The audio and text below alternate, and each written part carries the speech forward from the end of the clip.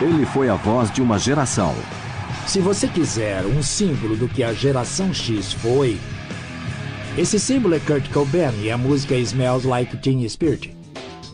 Ele era nervoso, era confuso, era ressentido, mas também tinha aquela coisa poderosa que os astros têm. Sua música desencadeou uma revolução da cultura pop.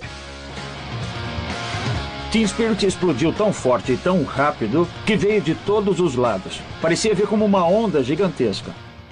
Mas Kurt Cobain era também um renegado da fama, isolado num mundo de abuso de drogas e forte depressão. Courtney encontrou o Kurt desmaiado no chão, perto da cama. Ele estava muito pálido e tinha sangue pingando de uma de suas narinas. E sua vida se tornaria uma das maiores tragédias da história do rock. No mundo da música, quando Kurt morreu, ficamos sem ar. Ficou um silêncio.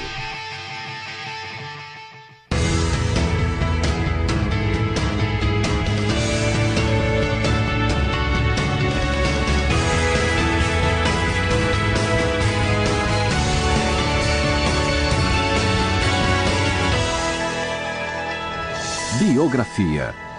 Kurt Cobain. Em 1994, Nirvana era uma das maiores bandas de rock do mundo.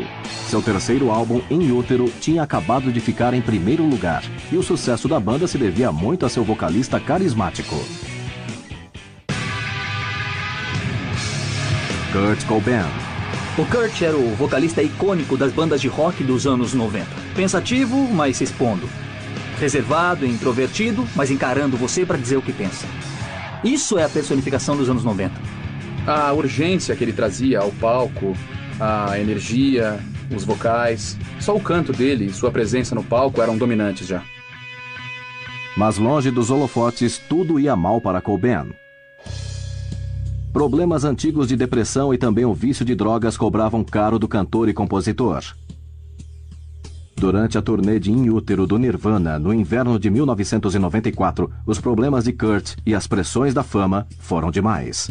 Naquela época, tudo aquilo, sabe, as apresentações, a fama, tudo era demais, de fato, para o Kurt. Eles tiveram que cancelar alguns shows, ele estava doente, tinha bronquite e laringite. Ele não suportava o fato de estar doente o tempo todo, não suportava a pressão de ser o porta-voz, não suportava a pressão das pessoas querendo saber tanto sobre ele. Enquanto o Nirvana tirava uma folga de 2 dias em Roma, a mulher de Cobain, Courtney Love, o visitou junto com sua filha Frances. Na manhã seguinte à sua chegada, Courtney acorda com uma imagem terrível. Courtney acordou e viu um Kurt quase em coma, parecendo que estava morto. Ela percebeu que ele tinha tomado, eles estimam, cerca de uns 50 comprimidos de Rohypnol com muito álcool. Kurt foi levado a um hospital em Roma, onde os médicos limparam seu estômago para livrar seu corpo do álcool e do poderoso sedativo Rohypnol. Foi tudo de repente e ninguém sabia o que fazer. Foi totalmente apavorante. Ele não poderia ter mandado o sinal mais claro às pessoas de que não estava feliz. A crise de Cobain em Roma foi o início de uma das mais conhecidas tragédias do rock. Mas as sementes foram plantadas muito antes da música torná-lo um astro. Kurt Donald Cobain nasceu no estado de Washington em 20 de fevereiro de 1967. Filho de Donald, um mecânico de automóveis, e sua namorada de colégio, Wendy Cobain. Kurt nasceu em Aberdeen, que fica próxima a Seattle. A cidade vivia da madeira, pois era bem rural. Toda a indústria da cidade era baseada nisso. O pai dele não ganhava muito dinheiro e a família estava sempre lutando para se virar financeiramente, mas mesmo assim, eles eram uma família amorosa e muito próxima. Kurt era um garoto feliz, acordava todo dia com um sorriso no rosto e adorava a vida. Ele era muito artístico, queria pintar, queria desenhar, queria explorar esse lado da criatividade desde muito cedo. Quando garoto, Kurt descobriu os prazeres da música. A mãe dele sempre ouvia os Beatles, os Monkees e músicas populares. E ele cantava junto com os Beatles quando tinha uns 2 anos de idade. Kurt foi atraído primeiro pela bateria. O seu avô gosta de contar uma história de que ele ia à casa deles, pegava todas as panelas dos armários, colocava no chão e batia nelas feito doido. Quando ele tinha uns 4 anos, ele começou a tocar piano. E parece que tinha uma incrível habilidade para tocar melodias, músicas simples que ele ouvia no rádio. Mas aos 8 anos, a infância tranquila de Kurt chegou ao fim quando seus pais se divorciaram. O motivo foi dinheiro. Sabe, o Kurt era muito jovem e a mãe dizia que as brigas com o pai eram sempre por causa de dinheiro. E é isso que sabemos sobre os motivos da separação deles. Eles se odiaram por um tempo. E isso foi brutal para ele. Porque ele não entendia. De fato, ele não entendia. Era um pesadelo para ele. Ele era um garoto sensível. Daí, ele ficou bem mais quieto e deixou de ser sociável.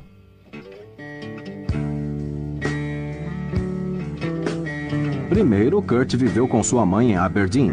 Mas depois de 3 meses, ele sentia falta do pai e decidiu morar com ele em Montesano, a 18 quilômetros. A mãe dele começou a namorar de novo e ele estava muito desconfortável com essa situação. Então ele foi morar com o pai. E a princípio foi ótimo pro Kurt, porque ele era o centro das atenções do pai e adorava isso. O pai prometeu não se casar de novo, ou foi o Kurt que obrigou ele a dizer isso? Infelizmente ele não percebeu que o Kurt estava falando sério. E quando o pai se casou de novo, o Kurt foi contra isso. E esse fato acabou afetando a relação dos dois. Pior ainda, sua nova madrasta já tinha 2 filhos. Aos 11 anos, Kurt não era mais o centro da vida de seu pai. Ele não recebia tanta atenção e isso foi de grande impacto. Ele passou a aterrorizar as crianças que entraram para a família, mas nada disso deu certo. O Kurt começou a ir mal na escola, começou a fumar maconha e passou a matar aulas também. E como tentativa de acabar com isso, o pai dele insistiu que ele devia entrar para uma equipe de luta. E numa das lutas, o Kurt se deixou ser golpeado por um oponente que ele poderia ter vencido facilmente. E o pai dele ficou furioso. Esse era o jeito do Kurt atacar o pai dele. Quando Kurt entrou na adolescência rebelde, ele morou com vários parentes, mas ninguém conseguia se aproximar do conturbado Cobain. Mas aí, um presente de aniversário mudou sua vida. No aniversário de 14 anos de Kurt, o tio dele deu a ele a chance de escolher o presente. Ele podia escolher uma bicicleta ou podia ganhar uma guitarra. Kurt escolheu a guitarra. A guitarra imediatamente virou um escape para aqueles sentimentos que ele não conseguia expressar de outra forma. Aquilo virou o escape dele, virou sua identidade, e aquela guitarra era a vida do Kurt. Em 1981, Kurt entrou para o antigo ginásio. Lá, o fã dos Beatles fez amizade com quem o apresentaria a um novo estilo de música, um estilo que se encaixaria em sua rebeldia e moldaria sua vida e sua arte. Quando o Kurt estava no ginásio, ele conheceu um garoto que se intitulava Buzz Osborne. E, diferente do Kurt, ele tinha sua própria banda, os Melvins, e ele conhecia muito o punk rock. Quando conheceu Buzz Osborne, King Buzz dos Melvins, ele se tornou seu mentor e ensinou muito a ele sobre punk rock. Kurt virou o mascote dos Melvins. Ele estava se ligando ao som visceral do punk rock dos anos 80 na escola, que é quando você começa a ouvir essas coisas, quando você está muito vulnerável a ela. Ela pode entrar em você, no seu DNA e mudar sua vida, e foi o que aconteceu com ele.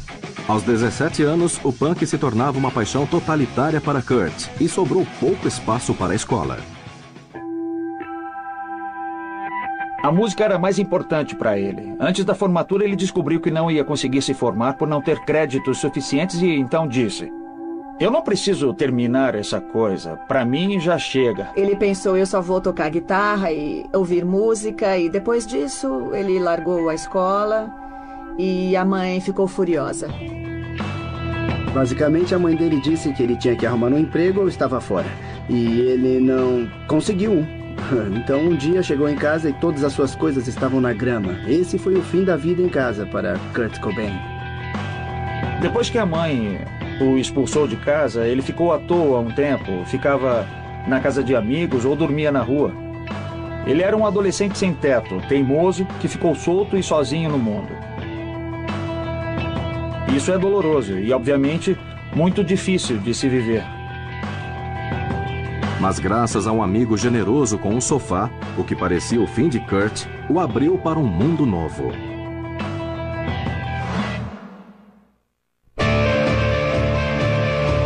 Kurt Cobain era o produto solitário e deprimido de um lar destruído em Aberdeen, Washington.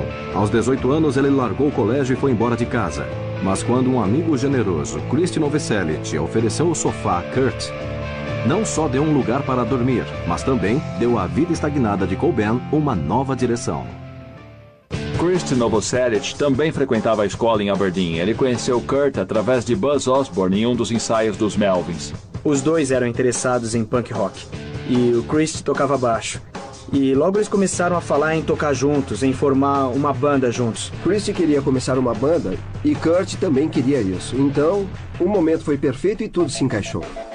Em 1987, eles começaram a tocar juntos, Kurt na guitarra e nos vocais, e Krist no baixo. Eles se intitulavam Nirvana, e desde o início, Kurt cuidava do direcionamento artístico. Desde o início, ele foi o líder. Escrevia música, tinha a visão criativa e também era o cara que marcava os ensaios todos os dias e mantinha todo mundo a postos. O Kurt era tão exigente com a qualidade do som do Nirvana que eles estavam constantemente trocando de baterista. É claro que ele estava sem rumo no resto de sua vida, mas no que se tratava de música, ele tinha uma visão e uma sensação muito claras do que queria fazer. Ele era o vocalista, as músicas eram dele, a visão era dele e a identidade era dele.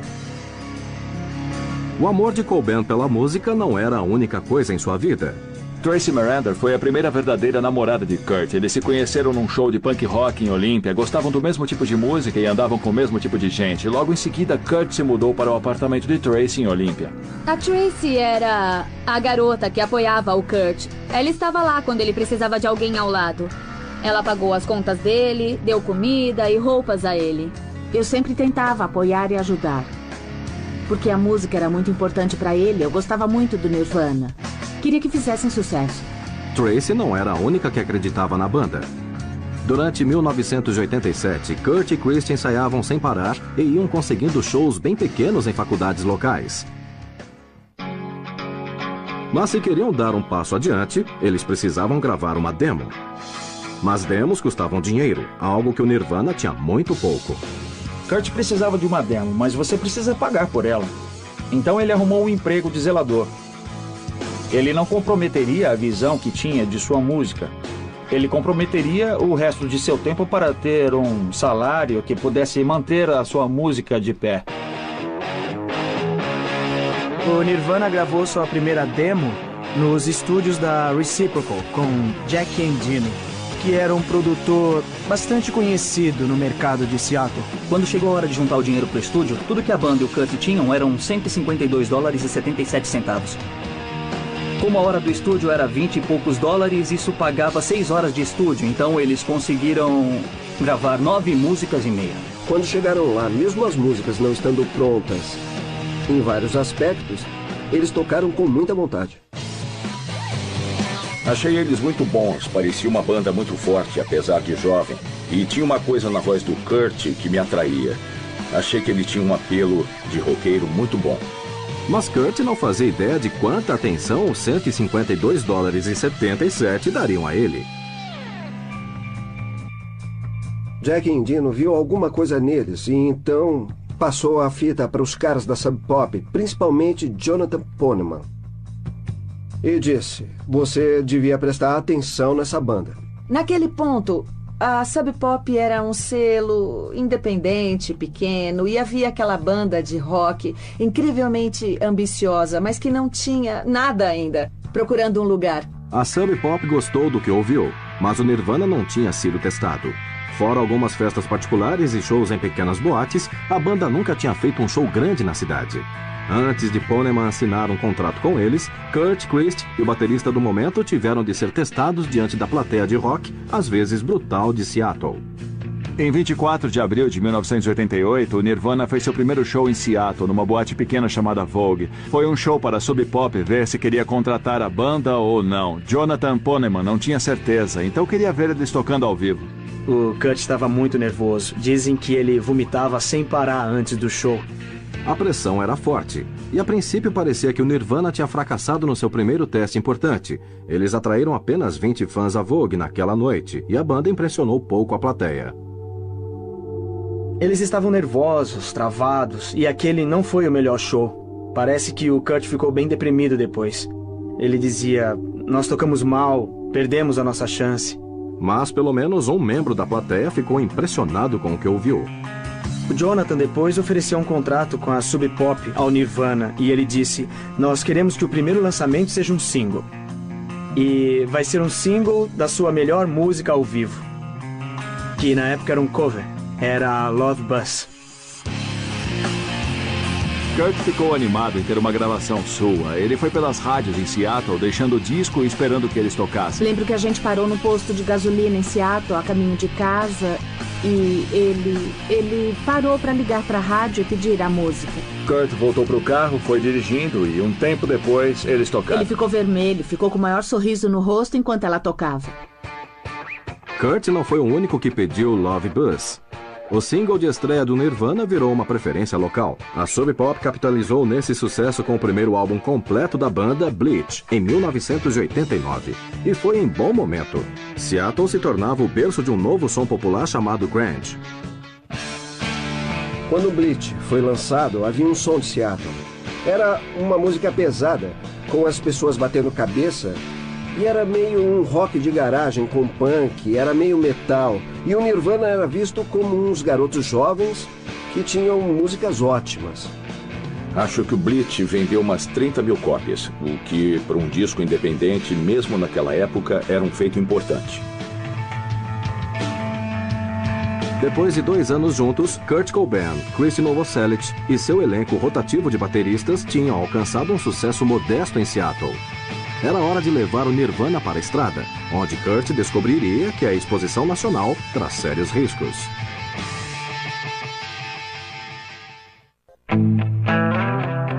Aos 18 anos, Kurt Cobain deixou um lar destruído em Aberdeen, Washington, e mergulhou no cenário punk local.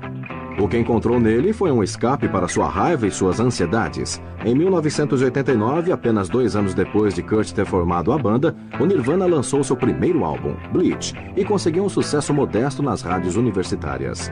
Naquele verão, para apoiar o lançamento, a banda foi para a estrada pela primeira vez com 6 meses seguidos de shows. O braço europeu da turnê foi especialmente exaustivo para Kurt, de 22 anos. 36 shows em apenas 42 dias. Em 89, depois que o Bleach foi lançado, o Nirvana fez a sua primeira turnê europeia com outra banda da Sub Pop, chamada TED. Kurt ficou muito animado com isso, era um grande contrato. Mas quando chegaram à Europa, descobriram que ia ser mais difícil e menos glamuroso do que esperavam. Não havia dinheiro. A Sub Pop não tinha dinheiro nenhum. Ela não sabia o que estava fazendo. Eles não tiveram apoio na turnê. Estavam meio que sozinhos. Eles dividiam uma única van para 10 pessoas com a TED. 2 bandas tinham que caber ali. E com certeza não ajudava o fato da TED ser liderada por um ex-açougueiro de 136 quilos chamado Ted Doyle. Foi muito difícil, eles dirigiam a noite toda, durante toda a turnê. Mesmo nessa primeira turnê, havia sinais de que Kurt não tinha sido feito para a vida de músico itinerante. Kurt nunca foi dos caras mais saudáveis. Para começar, no estômago ele tinha sérios problemas. Os problemas de estômago começaram a piorar. Quando eles chegavam a um hotel ou iam ficar na casa de alguém, ele ficava sentado no quarto sozinho, no escuro, olhando para o teto. Ele não era o tipo do cara punk durão que entra na van e vai fazer sua turnê. Ele ficava exausto. Ficava exausto de verdade. A turnê podia estar pesada, mas valia a pena. Os shows do Nirvana lotavam. Mas enquanto a estrela do Nirvana brilhava, Kurt se aproximava de um colapso. Quando a banda chegou em Roma para o 32º show da turnê, Cobain tinha chegado ao seu limite. Perto do fim da turnê, num show em Roma, ele praticamente teve um ataque de nervos no palco. Eles tocaram umas 2 músicas e foram péssimas. Kurt, o perfeccionista, não suportou aquilo e deu um ataque. Começou a bater a guitarra contra o palco e gritava muito. A partir daí, a situação piorou rapidamente. No meio do show, ele sobe numa pilha de alto-falantes e para tudo, diz que vai pular e se matar, ali mesmo. O resto da banda parou de tocar e tentou fazer ele descer. Ele não descia e também não ajudou em nada a plateia de fãs italianos começar a gritar pula, pula, pula. Conseguiram fazer com que ele descesse, mas se pensar bem, aquele não foi um bom sinal. Até mesmo naquele início da fama do Nirvana, os problemas já apareciam. Ele não suportava aquilo. Kurt sobreviveu aos 5 últimos shows do Nirvana na Europa. Ele voltou para a Olímpia e para sua namorada Tracy. Mas a relação da qual ele tanto sentiu falta na estrada não foi aconchegante em casa. Depois de 3 anos juntos, Kurt e Tracy terminaram. Mas logo, Kurt encontrou um novo amor. Toby Vale era baterista da banda punk de garotas Bikini Kill e Kurt se apaixonou por ela. Kurt conheceu Toby Vale, que era uma pura roqueira independente, decidida e de ideias próprias. Toby Vale era uma artista que o desafiava e que desconcertava e excitava ele completamente. Kurt ficou obcecado por ela e não ficaram juntos por muito tempo. Depois de 6 meses juntos, Toby terminou com Kurt. Cobain, já frágil, entrou em forte depressão. Mas daquilo tudo, ele produziria algo verdadeiramente profundo. Nada como um coração partido para inspirar uma grande obra de arte. E esse é um exemplo perfeito disso. Ele ficou arrasado com o término e, como sempre, quando diante de um redemoinho emocional, ele pôs tudo na música. Foi justamente na separação que ele ganhou força emocional para escrever muito do material que acabaria virando Nevermind. E uma das músicas que Cobain escreveu foi Smells Like Teen Spirit. Numa noite, quando Kurt ainda namorava a Toby, ele estava com ela e uma das colegas da Bikini Kill, a Kathleen Hanna, também estava lá. E num momento, a Kathleen escreveu na parede do quarto deles que o Kurt cheirava Teen Spirit. Teen Spirit era um desodorante feminino da época, e Kurt guardou essas palavras. Ele adorou e começou a escrever em paredes, em cadernos, grafitava aqui e ali. Então ele escreveu essa música chamada Smells Like Teen Spirit, que é sobre Toby e como ela era exagerada e presunçosa. Mas Kurt não lidou com a separação apenas na música. Em novembro de 1990, ele descobriu outra maneira de acabar com a dor. Durante aquele período, ele ficou arrasado. E a fuga disso não estava só na explosão criativa, que depois levaria a Nevermind, mas também no uso da heroína. A heroína era uma droga infiltrada em Seattle nos círculos do rock da época. E Kurt era uma pessoa que tinha começado a fumar maconha quando adolescente. Então, ele começou a usar heroína. Lutando contra o uso de drogas pesadas e a forte depressão, Kurt se esforçava para manter sua carreira musical nos trilhos. Ele estava de olho em um grande contrato para o Nirvana e no início de 1991, eles chegaram a uma subsidiária da Geffen Records, a GGC. Depois de passar por vários bateristas, finalmente encontraram um que deu a batida forte que se tornaria parte do som característico do Nirvana, Dave Grohl. Dave Grohl era a peça que faltava. Era alguém que podia tocar com a força e a melodia com que Kurt tocava, compunha e cantava. Essa foi a peça que levou a banda de promissora a realmente realizadora. Com músicas novas e poderosas, Kurt Cobain, Christian Novoselic e Dave Grohl gravaram seu primeiro disco em uma grande gravadora durante maio e junho de 1991. Mas enquanto Nirvana trabalhava em estúdio, eles não tinham ideia de como Nevermind ecoaria pelo mundo, nem como ele afetaria a vida de seu vocalista.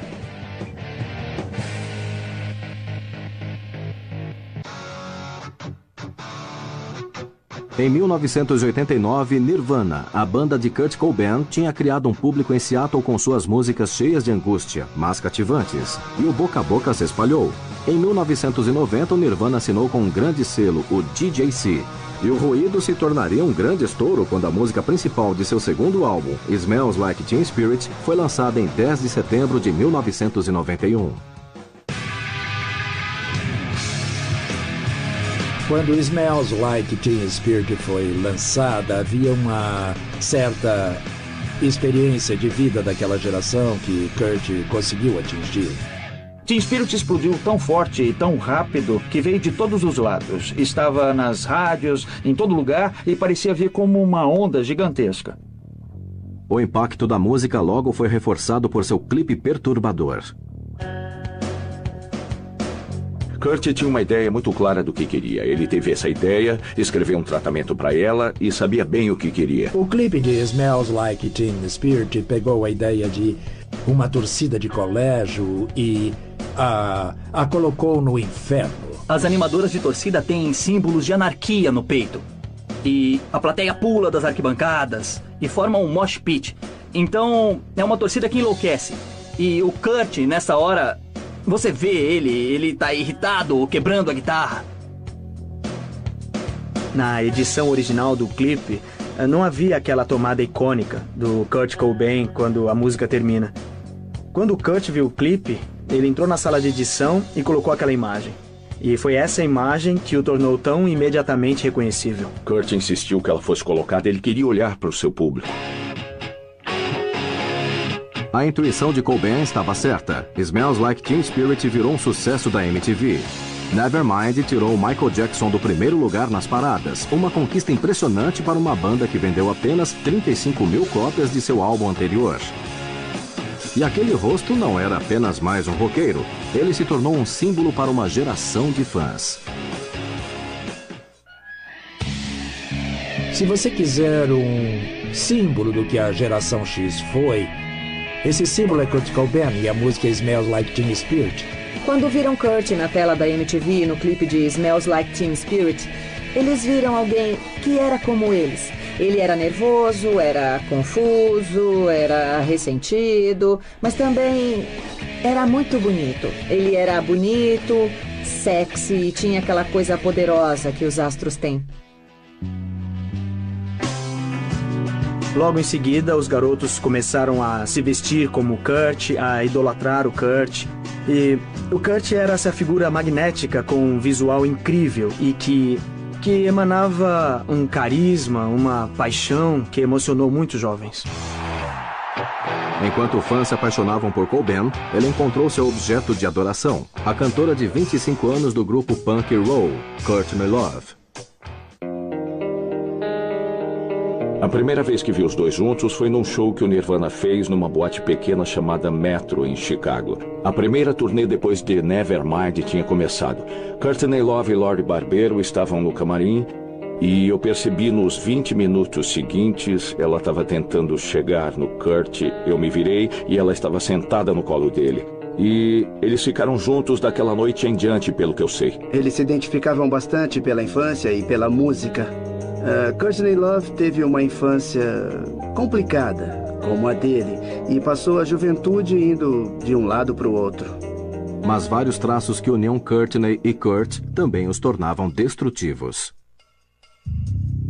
Depois que Kurt e Courtney se envolveram, uma coisa que parece ter piorado muito foi o uso de drogas. Parecia que um levava o outro cada vez mais fundo nisso. Eram duas pessoas com problemas com drogas, dois artistas, duas pessoas com infâncias terríveis e questões psicológicas. Era uma relação tempestuosa de altos e baixos, mas ele era louco por ela. O casal ficou noivo em dezembro de 1991 e a mídia se aproximou. Rapidamente ficou claro que ele não tinha mais uma vida particular. Tudo ali era de domínio público. Eles eram o rei e a rainha do rock alternativo, da cultura alternativa. E não era só a música que era tomada por isso. Eram a moda, o cinema, os programas de TV. Era tudo. Isso praticamente permeava toda a cultura pop. Mas o homem no centro dessa revolução da cultura popular era reticente com sua própria fama. E em 11 de janeiro de 1992, os problemas começaram a aparecer. Em janeiro de 1992, o Nirvana ia se apresentar no programa Saturday Night Live. Kurt adorava o programa desde pequeno e ficou tão empolgado e nervoso em tocar lá que ficou muito, muito mal. Antes de gravar o programa, ele devia fazer uma sessão de fotos. Só que ele cochilou durante a sessão inteira. E era óbvio que ele não estava no seu estado normal. Então, antes do programa, ele passou muito mal e parecia que ia vomitar. Quando chegou a hora de tocar no palco, ele se saiu bem. Nos bastidores, depois do programa, ele estava completamente fora do ar, e os olhos e a cabeça caíam. Depois da performance, ele escapou da festa do elenco e sofreu uma overdose de heroína naquela madrugada. E foi a Courtney quem o encontrou desmaiado no quarto do hotel. E ela mesma fez a ressuscitação. De repente, houve uma mudança naquele período em que começou a ficar claro, não só para as pessoas ao redor, mas para as pessoas que o acompanhavam, que a coisa para ele não era mais só por diversão, algo estava muito errado. E para o astro conturbado, o pior estava por vir.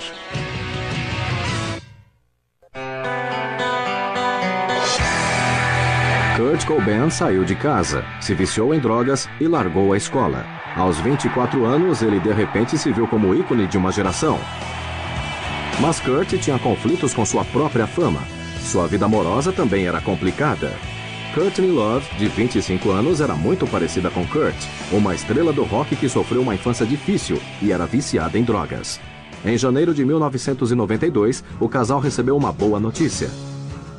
Courtney estava grávida. Durante uma parada na turnê do Nirvana no Havaí naquele fevereiro, Kurt Cobain e Courtney Love se tornaram marido e mulher.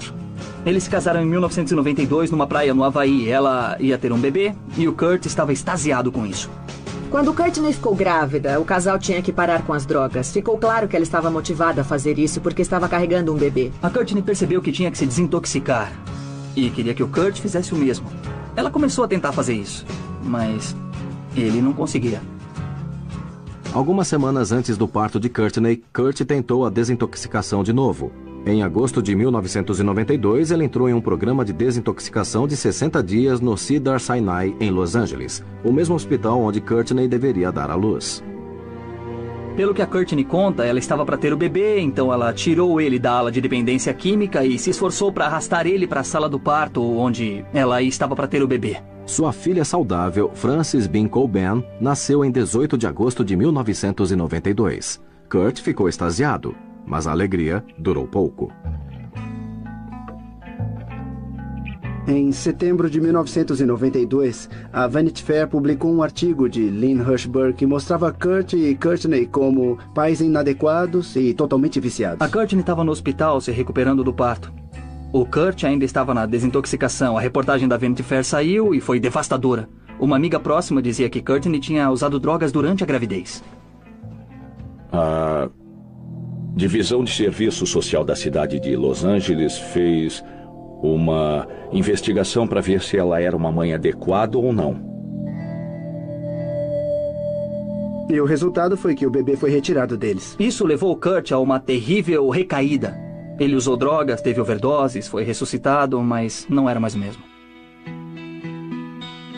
Depois de 7 meses terríveis lutando contra o município de Los Angeles, os Cobain enfim retomam a custódia total de Frances Bean. Mas boa parte do estrago já tinha sido feito. Gosta de ser pai? De vodka? Eu adoro vodka. Na esteira do artigo Vanity Fair, o tabloide The Globe disse que o bebê havia nascido com problemas de saúde relacionados às drogas. Quem não ficaria muito irritado com esse tipo de mídia grotesca? Era importante para eles se estabelecerem como uma família viável. Então fizeram a capa da revista Spin, que tinha fotos deles juntos com o bebê, parecendo uma família americana feliz. Não era só golpe publicitário. Os fãs do Kurt Cobain, sorridente, descobriram nas páginas do Spin que ele estava feliz mesmo, como nunca havia estado. Pessoas que conheciam bem ele diziam que os únicos momentos em que ele era feliz era quando estava perto da filha. Ele era um pai apaixonado. Ele adorava ficar com a Frances e adorava brincar com ela.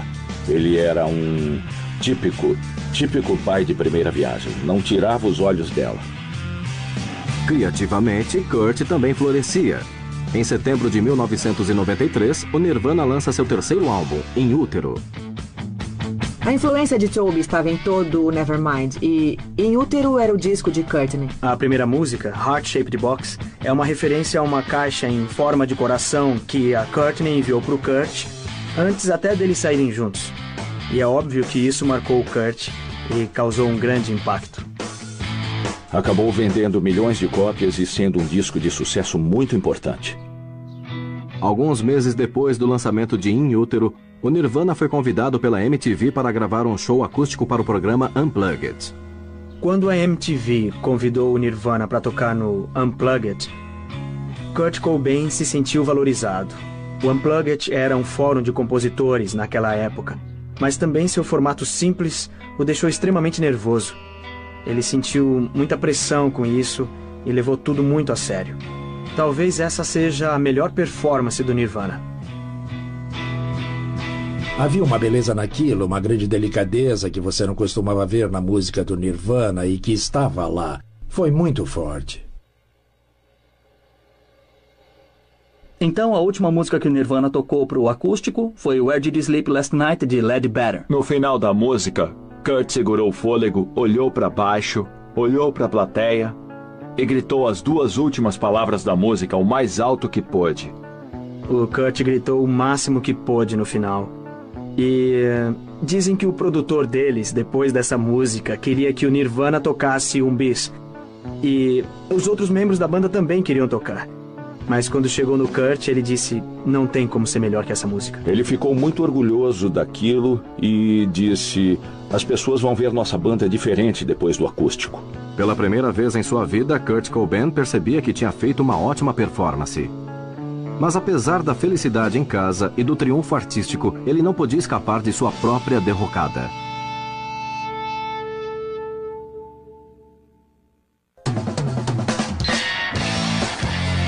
Quando Kurt Cobain fez 26 anos, ele já sofria um longo histórico de depressão e abuso de drogas.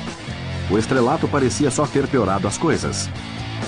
No início dos anos 90, sua banda Nirvana era uma das que mais vendia. Seu terceiro álbum, In Utero, vendeu 5 milhões de cópias. Mas enquanto Nirvana vendia mais discos, seu líder estava em queda livre. Quando In Utero foi lançado, parece que a decadência de Kurt começou a acelerar. Ele era usuário crônico de drogas há anos e anos, antes mesmo de eu conhecer ele. Depois que teve acesso a dinheiro e a mais drogas, ele constantemente se enterrava nelas. Esse é o momento da história dele em que a heroína vira o foco principal e então, no fim, ela tomou tudo. Em 18 de outubro de 1993, Kurt, Dave e Christy vão para a estrada para promover In Utero. Desconfortável sob os holofotes de uma grande turnê, Cobain se entregou ainda mais à heroína. Ele começou a precisar de ajuda para fazer o show. Eles punham outros músicos. Isso ficou evidente assistindo eles no palco naquele período. Ele parecia alterado. Estava cheio de heroína. Eu acho que a heroína era uma proteção contra todas aquelas coisas, toda a fama, sabe? Depois de viajar pela Europa por 4 semanas, Kurt Cobain deu entrada no Hotel Excelsior, em Roma, em 2 de março de 1994, para uma folga bastante necessária. Mas para ele, o descanso veio tarde demais. A Courtney encontrou o Kurt desmaiado no chão, perto da cama. Ele estava muito pálido e tinha sangue pingando de uma de suas narinas. Kurt tomou um monte de pílulas que o puseram em coma e quase o mataram. Ele tomou uma caixa de comprimidos. Devia ter lá 50 ou 60 comprimidos de Rohypnol. E tinha uma carta suicida de 3 páginas, então ficou bem claro que era uma situação bem diferente. A Courtney chamou uma ambulância e o Kurt ficou em coma por 20 horas. Bem, todas essas notícias chegavam, o que tinha acontecido, se ele estava morto. Muitos fãs já choravam, porque o Kurt tinha se matado, apesar de ter sido anunciada uma overdose acidental. Mas o incidente em Roma não foi só mais um capítulo na relação de Kurt com as drogas.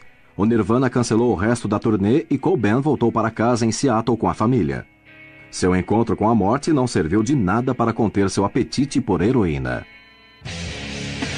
A Courtney proibiu que ele usasse drogas dentro de casa, mas ele encontrou outras maneiras de usar e, infelizmente, continuou usando quando eles voltaram para casa. Ele lutou, foi a vários médicos, terapeutas e usou várias estratégias para lutar contra isso, mas sempre foi uma batalha perdida. Naquela primavera ficou claro para os amigos de Cobain que algo tinha que ser feito. Em março de 1994, estava bem claro que aquele cara precisava de ajuda e todo mundo sabia. Então, o seu círculo mais íntimo fez uma intervenção. Minha mulher me ligou dizendo que Courtney queria que eu fizesse parte de uma intervenção. Ela estava preocupada porque ele nunca tinha estado pior. Depois Courtney ligou e eu aceitei. Fomos à casa em Seattle e mais outras pessoas estavam lá para tentar fazer ele ir para a reabilitação. Mas a tentativa desesperada de salvar Kurt do uso de drogas descontrolado não foi ouvida. Foi muito doloroso. Ele argumentou e ficou com raiva por causa daquilo tudo. Ele simplesmente desceu as escadas da casa e foi tocar guitarra com Pat Smear e não quis ouvir nada. Disse que estavam todos errados e que ele não ia fazer aquilo. A Courtney teve que ir para Los Angeles, mas ficava ligando para casa constantemente. Ela ficava tentando convencer o Kurt da reabilitação. Depois de muita insistência, ele concordou em ir, mas só ficou 2 dias. Depois ele falou que ia pular o muro e sair de lá, e foi exatamente o que ele fez. Durante dias, os amigos procuraram, mas Kurt tinha desaparecido. Ele fugiu da reabilitação, voltou para Seattle e ficou em vários lugares com várias pessoas e usou muita droga, entrou numa decadência extremamente grave. Quando finalmente reapareceu, era tarde demais. Em 8 de abril de 1994, Kurt Cobain foi encontrado morto em sua casa em Lake Washington por um tiro dado por ele próprio. Sua carteira e um bilhete suicida foram encontrados perto do corpo. Exames toxicológicos concluíram que Cobain tinha ingerido uma dose letal de heroína antes de apertar o gatilho. No que diz respeito ao mundo da música, quando Kurt morreu, ficamos sem ar. Ficou um silêncio. Foi um choque e uma surpresa. Eu sabia que ele era autodestrutivo. Ele falava sobre isso e tinha títulos de músicas dizendo isso. O título original de In Utero era I Hate Myself and I Want to Die. Mas a realidade era incrivelmente chocante. Em 10 de abril, fizeram uma vigília em homenagem a Kurt. Todos os fãs se reuniram em um parque em Seattle e mensagens gravadas de Chris Novoselic e de Courtney Love foram mostradas. A mensagem de Courtney foi muito emocionante de ouvir e os detalhes do bilhete suicida, bem, eles eram os mais duros possíveis. Eu me saí bem, muito bem, e fico grato. Voz de Courtney Love. Mas desde os 7 anos eu passei a ter ódio de todos os humanos em geral. Só porque parece tão fácil as pessoas se darem bem e sentirem empatia. Só porque eu amo e sinto demais pelas pessoas, eu acho. Obrigado do fundo do meu nauseado estômago queimando por todas as cartas e preocupação durante os últimos anos. É melhor queimar. E esqueçam disso porque esse é o motivo. É melhor ser queimado do que desaparecer. Meu Deus, seu idiota! Quando Courtney finalmente abriu seu luto, para os jovens e adultos que estavam em luto também, isso foi uma prova, um reconhecimento do que ele significava para as pessoas, do que ele significava para ela e quem ele era, querendo ser aquele cara ou não. Mais de uma década se passou desde o suicídio de Kurt Cobain. Mas o ícone relutante da geração X e a voz perturbada dos anos 90 sobrevivem. Enquanto se falar sobre a história cultural americana, Kurt Cobain vai ser sempre um dos capítulos. Ele é o rosto da cultura dos anos 90. Esse é Kurt Cobain, ele é o ícone de seu tempo. Ele deixou uma música incrível. Ele transformou para sempre a ideia do que o rock and roll pode ser. Ele é considerado um dos maiores artistas que o gênero produziu. Acho que pensar em tudo que foi perdido com Kurt Cobain é algo que incendeia a imaginação de gente mais jovem. Havia muito mais a fazer. E acho que, de certa forma, esse trabalho foi deixado para outros. Talvez não seja um mau legado, que, apesar do sofrimento que tenha passado, a vida e a música dele sejam inspiradoras da criação de outros. Isso é um grande dom.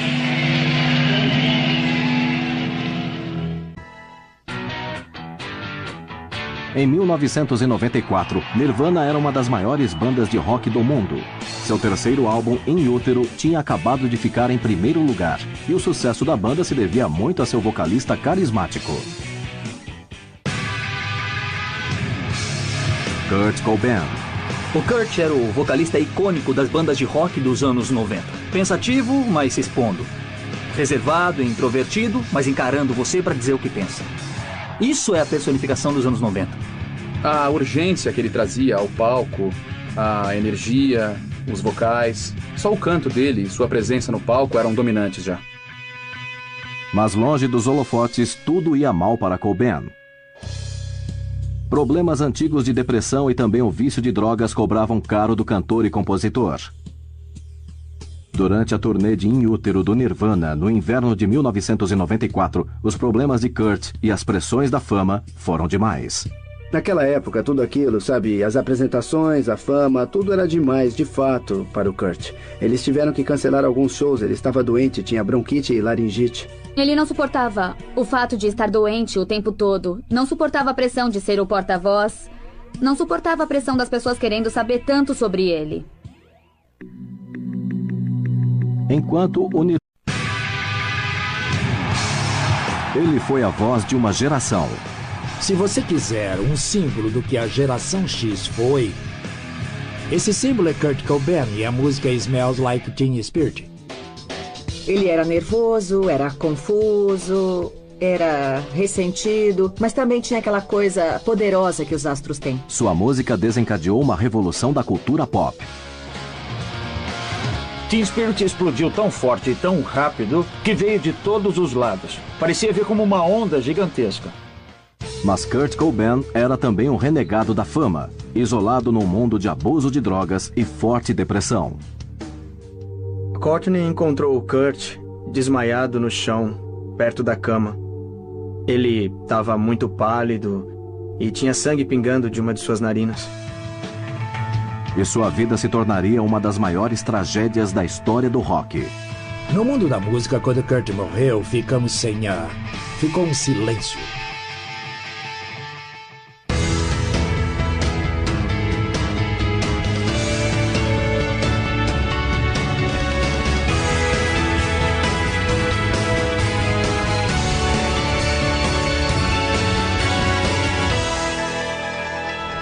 Biografia.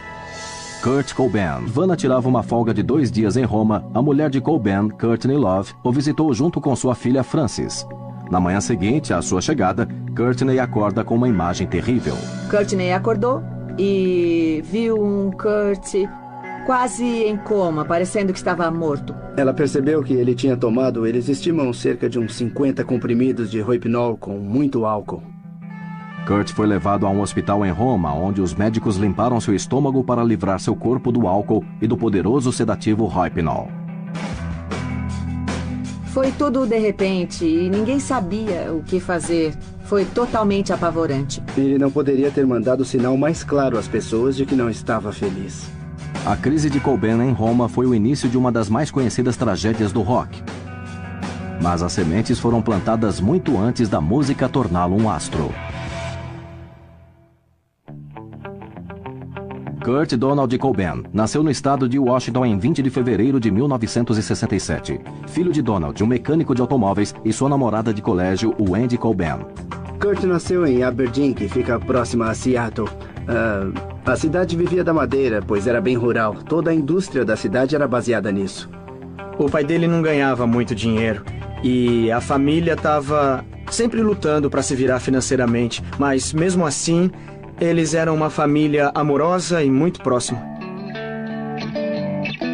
Kurt era um garoto feliz, acordava todo dia com um sorriso no rosto e adorava a vida. Ele era muito artístico, queria pintar, queria desenhar, queria explorar esse lado da criatividade desde muito cedo. Quando garoto, Kurt descobriu os prazeres da música. A mãe dele sempre ouvia os Beatles, os Monkees e músicas populares. E ele cantava junto com os Beatles quando tinha uns 2 anos de idade. Kurt foi atraído primeiro pela bateria. O seu avô gosta de contar uma história de que ele ia à casa deles, pegava todas as panelas dos armários, colocava no chão e batia nelas feito doido. Quando ele tinha uns 4 anos, ele começou a tocar piano. E parece que tinha uma incrível habilidade para tocar melodias, músicas simples que ele ouvia no rádio. Mas aos 8 anos, a infância tranquila de Kurt chegou ao fim quando seus pais se divorciaram. O motivo foi dinheiro. Sabe, o Kurt era muito jovem e a mãe dizia que as brigas com o pai eram sempre por causa de dinheiro. E é isso que sabemos sobre os motivos da separação deles. Eles se odiaram por um tempo. E isso foi brutal para ele. Porque ele não entendia. De fato, ele não entendia. Era um pesadelo para ele. Ele era um garoto sensível. Daí, ele ficou bem mais quieto e deixou de ser sociável.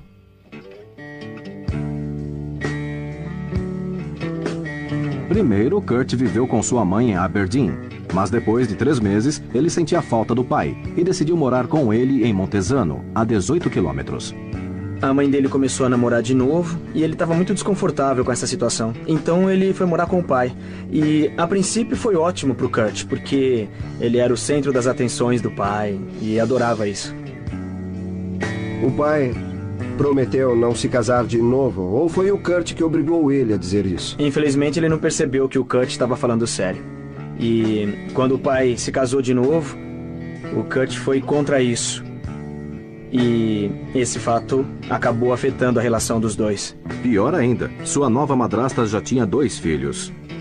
Aos 11 anos, Kurt não era mais o centro da vida de seu pai. Ele não recebia tanta atenção e isso foi de grande impacto. Ele passou a aterrorizar as crianças que entraram para a família, mas nada disso deu certo. O Kurt começou a ir mal na escola, começou a fumar maconha e passou a matar aulas também. E como tentativa de acabar com isso, o pai dele insistiu que ele devia entrar para uma equipe de luta.